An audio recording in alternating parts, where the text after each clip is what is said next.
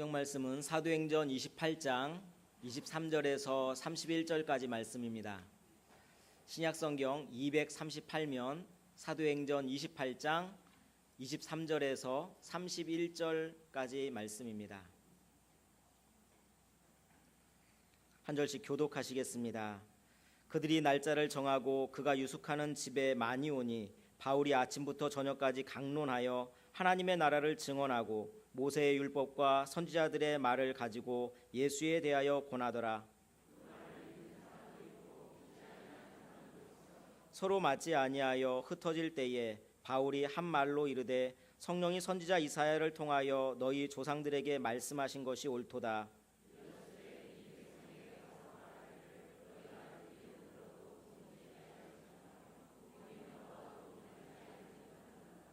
이 백성들의 마음이 우둔하여져서 그 귀로는 둔하게 듣고 그 눈은 감았으니 이는 눈으로 보고 귀로 듣고 마음으로 깨달아 돌아오면 내가 고쳐줄까 함이라 하였으니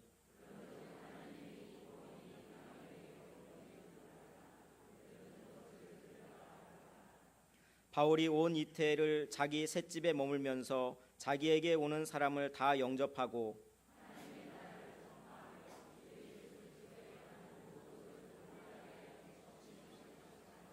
아멘. 지구에 기이하고 놀라운 자연 현상들이 많이 있지만 그 가운데 가장 놀라운 것 중에 하나가 화산 활동입니다. 지구 내부의 에너지가 엄청나게 지표면으로 분출되면서 그 자리에 화산이 생기는 것입니다. 오늘 사도행전 오랫동안 강해를 했는데 오늘 마지막 강해가 되겠습니다. 그런데 이 사도행전을 읽으면서 마치 여기에 있는 사도들은 정말 활화산 같은 사람들이다, 그런 것들을 보게 됩니다. 하나님의 측량할 수 없는 엄청난 영적인 에너지가 분출되고 많은 사람들이 변화되는 놀라운 역사들이 나타난다 하는 거예요. 그래서 그 놀라운 변화가 일어나기 시작했는데 그 변화의 한복판에 교회가 생겨나게 되었습니다. 사도행전은 바로 이 화산 활동과 같은 영적 현상에 관한 기록입니다. 화산엔 세 가지 종류가 있는데 다음 그림처럼 활화산이 있습니다. 지금도 살아있는 화산, 계속해서 엄청난 에너지가 꿈틀거리고 있고 뜨거운 마그마를 내뿜는 그런 활화산입니다. 둘째는 얼마 전까지는 활동을 했는데 지금은 쉬고 있는 휴화산이 있습니다. 앞으로 또 활동할 가능성도 있기는 합니다. 그런데 지금은 잠자고 있는 화산입니다. 그리고 셋째는 사화산입니다. 옛날 고려 쪽에 언제 한번 분출을 했다, 그때는 좀 화산 활동을 했다, 그런 기록은 있고 그런 모양은 있지만 그러나 너무 오랫동안 활동한 적도 없고 죽은 것 같이 있는 화산을 말합니다. 앞으로도 화산 활동할 가능성이 별로 없습니다. 화산에 세 가지 종류가 있듯이 교회도 세 가지 종류가 있습니다. 하나는 활화산 같은 교회입니다. 오늘도 뜨거운 마그마 운동처럼 복음의 역사가 뜨겁게 나타나는 그런 살아있는 교회가 활화산 같은 교회입니다. 또 둘째는 휴화산 같은 교회입니다. 과거에는 활발하게 활동했는데 지금은 별로 활동이 없어요. 전에는 복음의 역사를 위해서 엄청난 일들을 했었는데 지금은 잠자고 있는 교회, 그것이 휴화산 같은 교회입니다. 셋째는 사화산 같은 교회입니다. 활동한 기록을 찾아보면 옛날에 있기는 있었는데 지금은 거의 활동이 정지된 사화산처럼 복음의 역사가 전설처럼만 전해져 내려오는, 그래서 복음의 역사가 거의 소멸되어 버리는 그런 교회입니다. 우리 성림교회가 행여라도 휴화산 같은 교회가 되지 않기를 바랍니다. 절대로 사화산 같은 교회가 되어서는 안 되겠습니다. 우리 성림교회는 활화산 같은 살아있는 교회, 하나님의 귀한 역사를 오늘도 이루어가는 복된 교회가 되기를 주님의 이름으로 축복합니다. 그런데 교회뿐만 아니라 개인적으로도 마찬가지예요. 개인적으로도 활화산 같은 성도가 있습니다. 지금도 뜨겁게 주의 일을 감당하는. 그런데 휴화산 같은 성도도 있어요. 얼마 전까지는 열심히 했는데 지금은 잠자고 있는. 또 사화산 같은 성도도 있습니다. 수십 년 전에는 조금 봉사를 했다 그래. 나도 왕년엔 그때는 했어. 그러는데 너무 오랫동안 사실상 복음의 역사가 죽어 있는 것 같은 그런 성도도 있습니다. 여러분은 1번, 2번, 3번 중에 어디에 속한다고 생각하십니까? 손을 들어볼까요?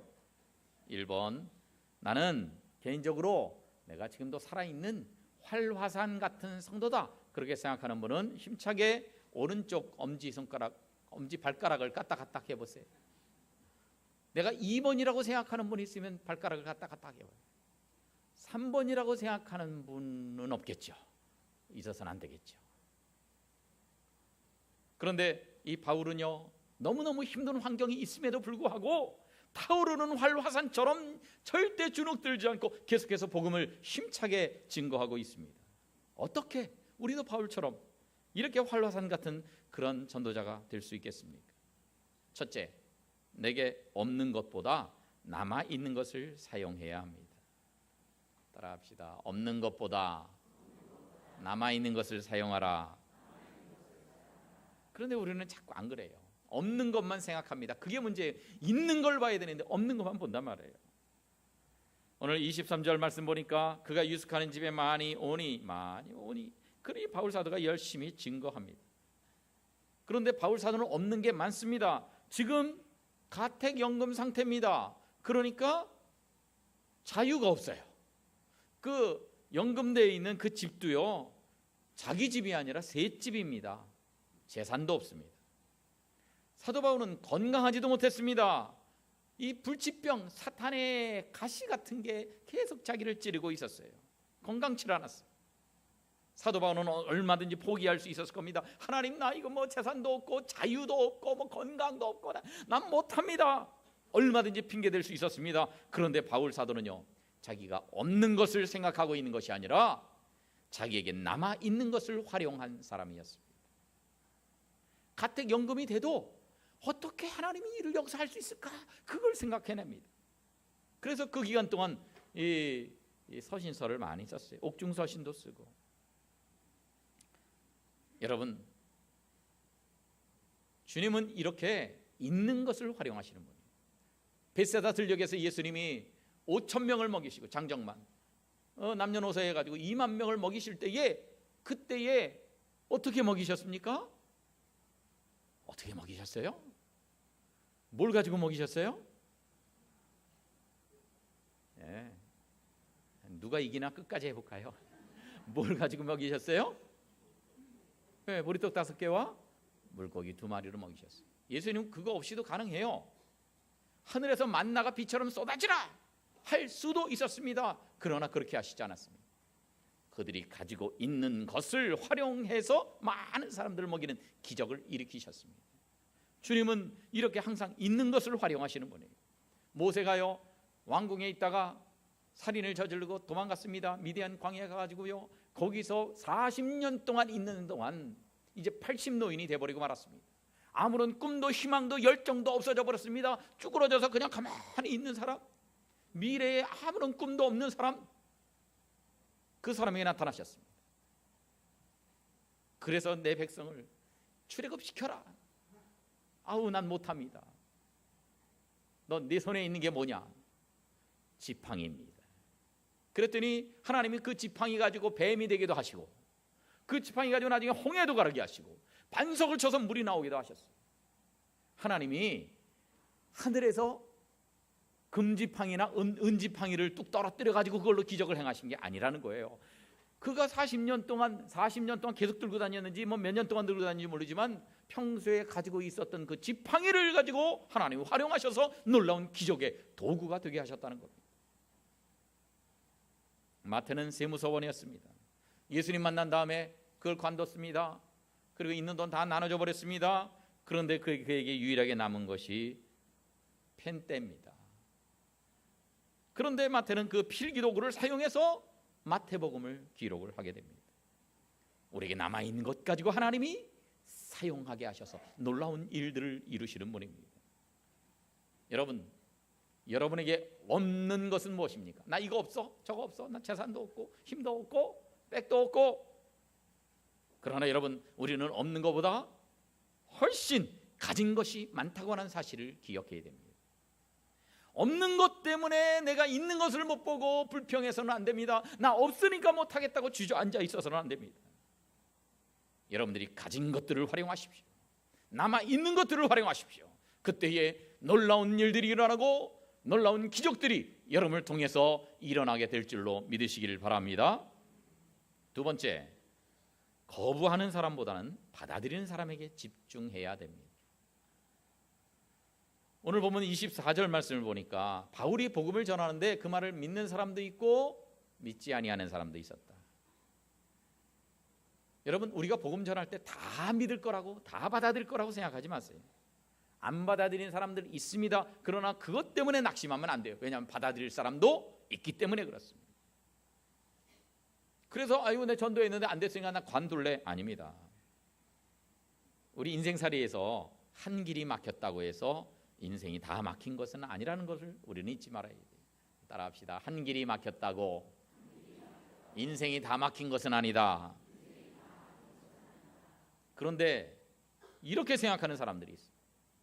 내가 가려고 하는 길이 막혔다고 내 인생 끝났다, 인생 다 막혔다, 이렇게 생각하는 사람이 있어요. 그런 사람들이 극단적인 그 행동을 저지르는 겁니다. 그건 아니거든요.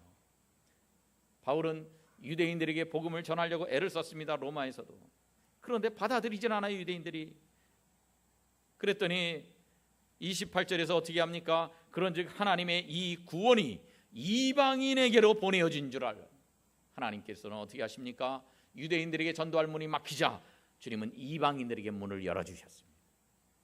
우리 인생도 마찬가지예요, 여러분. 우리가요, 인생 살다가 한 길이 막히면 하나님께서는 반드시 다른 길을 여신다 하는 것을 우리는 잊지 말아야 합니다. 그래서 우리 길이 막힐 때 하나님은 피할 길을 내사 피할 길을 내십니다. 우리 눈에는 안 보이는데 피할 길을 열어주신 거예요. 그래서 나 이 막혔다고 내 인생 포기해야 된다, 그래서는 안 되는 거예요. 다른 길을 열어주십니다. 여러분, 사업에도 여러분의 인생의 행로에도 어려움이 있고 앞길이 막힐 때 기억하십시오. 하나님이 다른 길을 열어주셨습니다. 막힌 데만 바라보지 말고 하나님이 열어놓으신 다른 것들을 찾으십시오. 그것을 찾을 때에 그때 여러분 재기할 수 있고 그때 여러분께서 놀라운 일들과 또 이 기적들을 이루어 가실 수 있는데, 이렇게 해서 궁극적으로 승리하는 여러분들 되시기를 주님의 이름으로 축원합니다. 세 번째, 복음 전파를 위해서라면 전략은 수정될 수 있어야 합니다. 전략은 수정될 수 있어요. 바울은 이 복음 전략을 계속 수정해 갑니다. 그래서 그냥 일반인에게 전도할 때와 또 이 아테네에 가서 이 철학자들이 많은 데서 전도할 때와 뭐 달라집니다. 또 로마에 왔더니 전혀 달라졌어요. 가택 연금이 돼버리고 말았습니다. 집을 나갈 수가 없어요. 전에는 돌아다니면서 전도를 했는데 이젠 다닐 수가 없으니 어떻게 전도합니까? 하나님, 나 못합니다. 나가지를 못하겠는데 집에서 쇠사슬을 묶어놓고 지키고 있고, 그러니 난 끝났습니다. 그러지 않았습니다. 금방 전략을 바꿉니다. 내가 나갈 수 없으니 사람들 찾아오게 만들면 될 거 아니냐, 내 집으로 찾아오게 해서 전도를 하면 될 거 아니냐, 전략을 바꿉니다. 그래서 자기가 거주하는 집에 머무르면서 말씀을 증거합니다. 17절 말씀해 보니까 유대인 중 높은 사람들을 초청을 합니다. 초청해서 복음을 전합니다. 그래서 23절에 보니까 자기는 자기 집에 머물러 있으면서 많은 사람들이 오게끔 만들었습니다. 내가 갈 수 없으니까 내가 있는 것을 복음의 센터로 만들었습니다. 전에는 찾아가는 사역을 했어요. 바울이 계속 사람들 찾아가서 만났습니다. 그런데 로마에서는 전략을 바꿨습니다. 센터로 찾아오게 만드는 소위 패러다임의 전환을 이루었습니다. 교회에서 이제 신방을 하잖아요. 각 가정에 찾아가고 거기서 예배드리고 하는 그 신방 사역도 중요합니다. 그것이 계속 필요하리라고 보여집니다. 그런데 청년들 같은 경우는요, 청년들 집에 가겠다 그러면은 질색팔색을 합니다. 절대 못 오게 합니다. 그리고 만나서 할 얘기 있으면 밖에 나가, 교회에서 만나든지 뭐 카페에 가서 만나든지 그런 데 가서 얘기를 하자는 거예요. 그러니 그 청년들이 이제 직분자들이 됐다고 생각하십시다. 그때 가면은 신방이라는 사역이 그때까지 존재하고 있을 것인가에 관해서는 여러 가지 생각이 있습니다. 아마 그때도 뭐 교회에서 만나자 그러거나 뭐 밖에서 만나자 그러거나 그럴 것 같아요. 상황에 따라서 패러다임이 전환돼야 돼요. 전략은 수정되어야 됩니다. 우리가 바울에게 이 배워야 될 중요한 것이 하나 있는데, 그것은 뭐냐? 복음 전도함에 있어서 유연성이 있었다는 거예요. 유연성, flexibility, flexible, 막 이렇게 유연한 거예요. 뻣뻣하지 않고. 그래서 이런 상황이면 이렇게 대하고 저런 상황이면 저렇게 처하면서 내가 부귀에 처하든지 뭐 빈곤에 처하든지 모든 것에 유연하게 대처할 줄 알았다는 거예요. 가장 위험한 사람이 어떤 사람인지 아십니까? 한 가지 방법만으로 성공한 사람. 요거 해봐서 안 되고, 요거 해봐서 안 되고, 안 되고, 요걸로 성공했으면 괜찮은데 하나 딱 해봤더니 성공했다.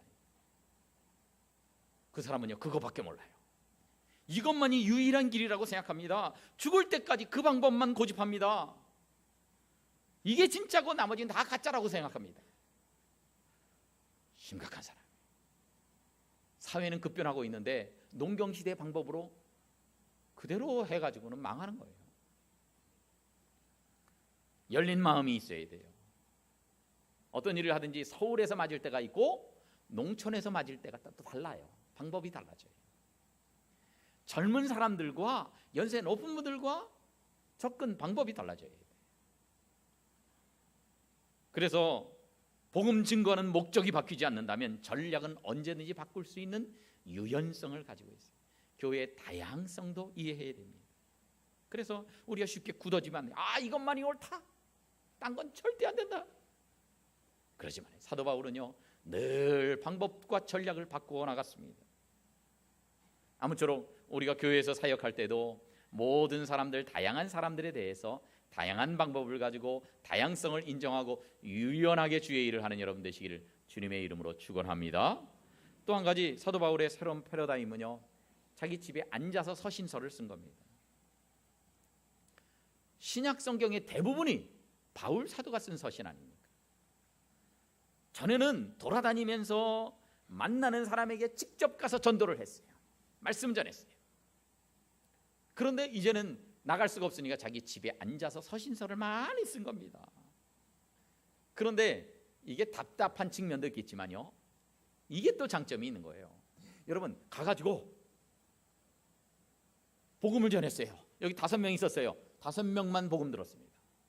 그런데 서신을 써서 보내니까 그때 당시엔 좀 천천히 하는 방법이긴 했지만, 그러나 서신이 전달되니까 그 사람들도 보고 다른 사람에게 돌려가면서 읽으면서 다 다른 사람도 이 말씀을 듣고, 그리고요 그 시대뿐만 아니라 오고 오는 세대, 심지어 오늘날 우리까지도 이 서신서를 보면서 하나님의 진리에 대해서 깨닫고 있지 않습니까?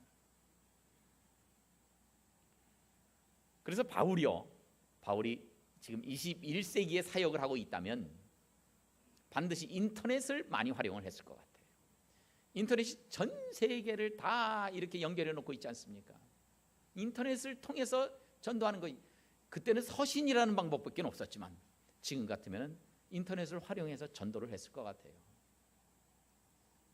인터넷이 나쁠 게 없어요. 인터넷 가지고 게임만 하니까 문제지, 인터넷 가지고 복음을 전하면 얼마든지 복음 전할 수 있는 도구가 되는 겁니다. 바울 사도가 지금 살았다고 한다면 SNS를 반드시 했을 것 같아요. 그러니까 복음 전하기 위해서 문자도 보내고, 또 뭐예요? 카톡도 사용하고, 뭐 페이스북도 하고, 인스타그램도 쓰고, 막 이렇게 다 쓸 것 같아요. 동영상도 제작해서 막 보내고.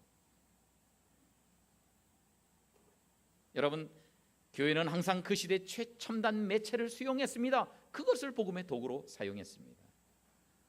우리도 하나님 앞에서 이런 열린 마음과 유연성을 가지고 하나님께서 우리에게 주신 모든 여건을 잘 활용해서 복음을 증거하는 복된 도구로 사용하는 귀한 성도들 되시기를 주님의 이름으로 축원합니다. 마지막으로 지금이 최선의 기회입니다. 따라합시다. 지금이 최선의 기회이다. 지금이 최선의 기회. 바울 사도 같으면요, 아이고 지금 나는 너무 최악의 시간입니다. 이거 가지고 복음 어떻게 전합니까? 이랬어야 돼요. 우리 같았으면 그랬을지 모릅니다. 그런데 하나님이 바울에게 중요한 시간을 주셨습니다. 그게 뭐냐?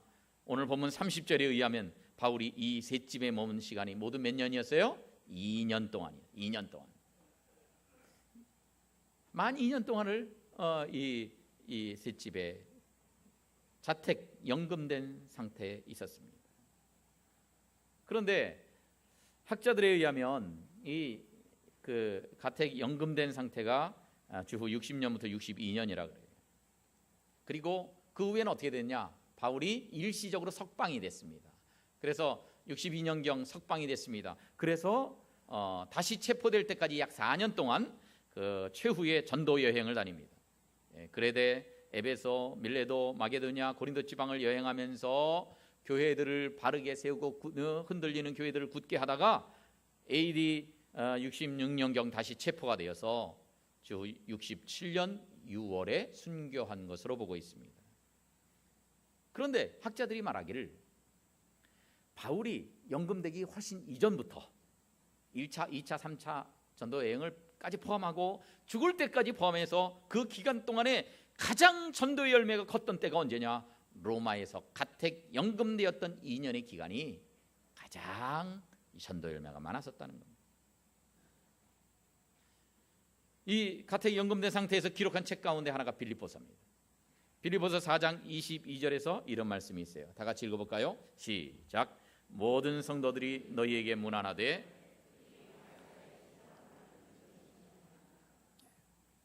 지금 로마에서 쓰고 있습니다. 로마에 있는 모든 성도들이 너희들에게, 즉 빌립보 성도들에게 문안한다. 그런데 그 중에는 가이사의 집 사람들 몇 명도 너희에게 문안하고 있다. 그겁니다. 이건 뭘 말하는 거냐? 가이사의 집 사람들 중에 예수 믿는 사람들이 있었다는 거예요. 가이사의 집이 뭡니까? 당시에 로마 황제 가족들이에요. 황가입니다. 그러니 얼마나 그때 지체 높은 사람들입니까? 그런데 이들이 예수를 믿었어요. 빌립보서를 쭉 읽어보면 그런 정황들이 보입니다. 사도 바울이 가택연금을 당한 상태에서 가이사 황제의 집안 사람들이 그에게 찾아와서 복음을 듣고 예수님 믿는 사람들이 생겨났어요. 결국 그렇게 돼서 어떻게 됐습니까? 이 황실에 예수 믿는 사람이 점점 많아지는 거예요. 바울이 죽고 나서 한참 있다가 주 313년에 드디어 기독교가 로마의 국교로 인정을 받는 데 있어서 로마 황실에 예수 믿는 사람들이 많아진 것이 굉장히 결정적인 역할을 했던 것입니다. 여러분, 바울에게 있어서 이 2년 동안의 기간은 정말 나는 이건 뭐 복음 전하기 너무 어려운 기간이에요. 나 이거 있으나마나한 시간이에요. 그렇게 생각하고 포기했더라면 어떻게 될 뻔했습니까? 그런데 이때의 악조건이지만 열심히 했더니 이때 열매가 제일 많았다는 거예요.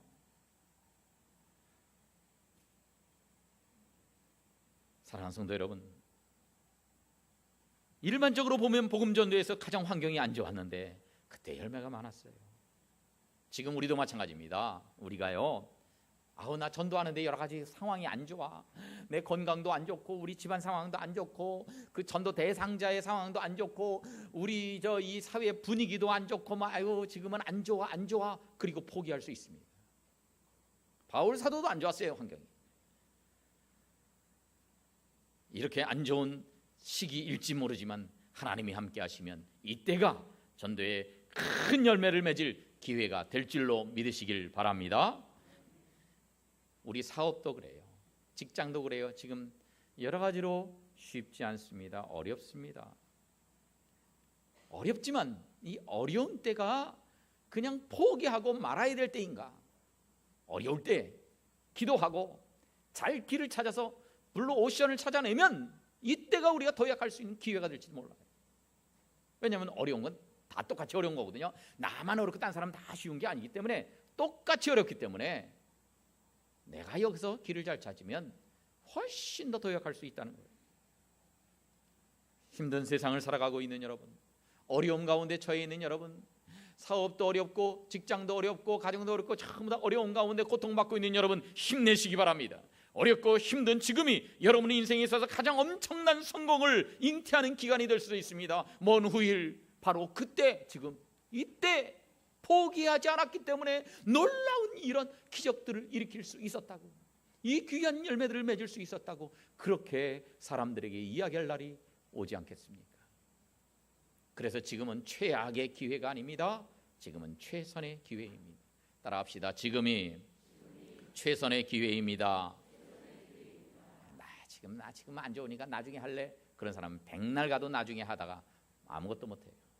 지금이 최선의 기회입니다. 옆에 있는 분들에게 그렇게 인사하겠습니다. 시작.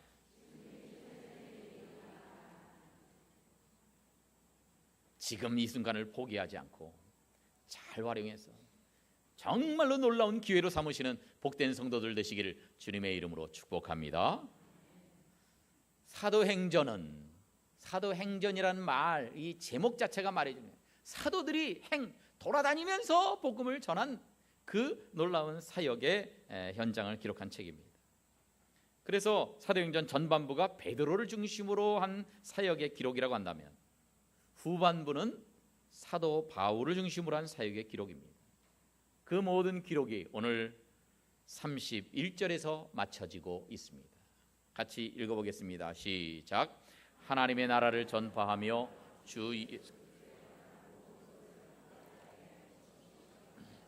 아멘. 지금 읽은 이 말씀이 사도행전의 마지막 구절입니다. 이 구절을 가르쳐서 학자들은 이렇게 말합니다. 오픈 엔딩이다. 오픈 엔딩이다. 마침은 마침인데 열려져 있는 마침이라는 거예요.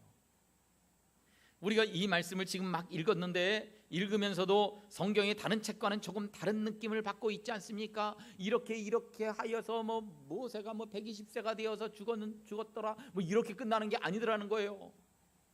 바울 사도가 이렇게 하고 나서 죽었더라, 그게 나와야 되는데 그게 안 나옵니다. 성부와 성자와 성령의 은혜가 너에게 있을지어다 이런 것도 안 나옵니다. 그냥 얘기가 진행되다가 뚝 끊쳐진 것 같은 거예요.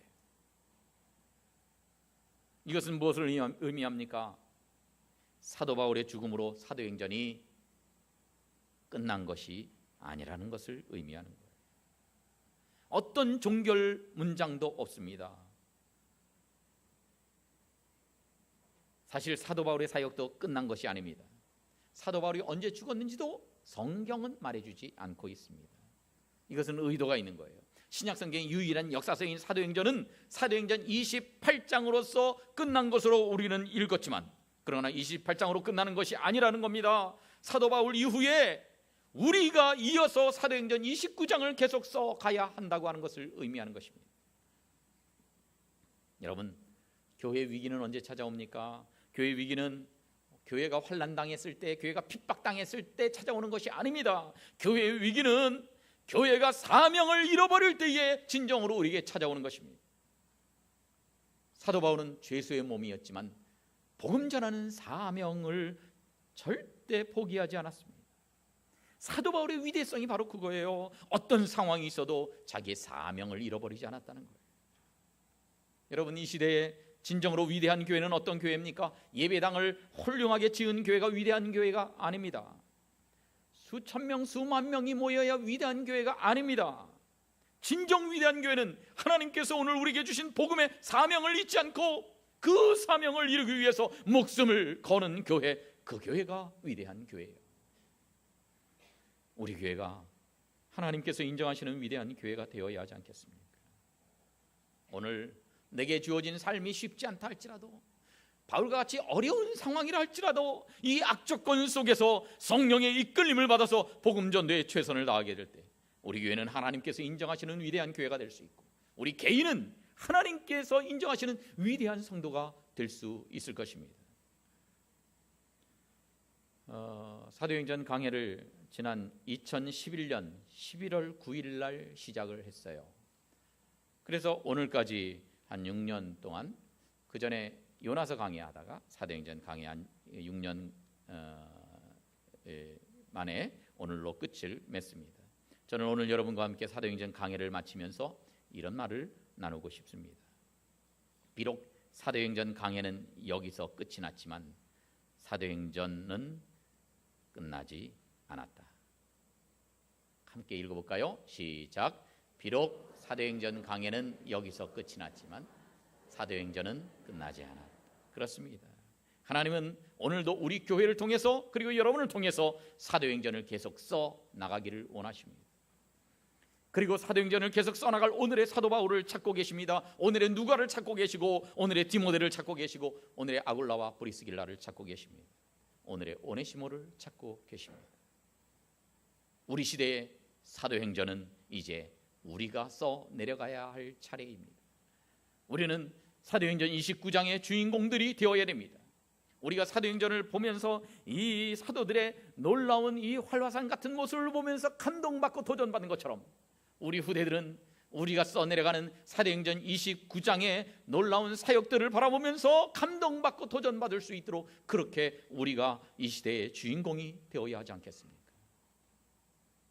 말씀을 시작할 때 말씀드렸습니다.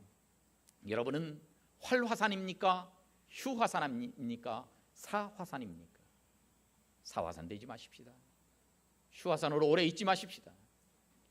불타오르는 활화산처럼 되었어. 사도행전 29장을 멋지게 쓰고 모든 사람들에게 감동을 주고 하나님께 위대한 하나님의 일꾼이었다고 인정받는 저와 여러분이 다 되시기를 주님의 이름으로 축원합니다.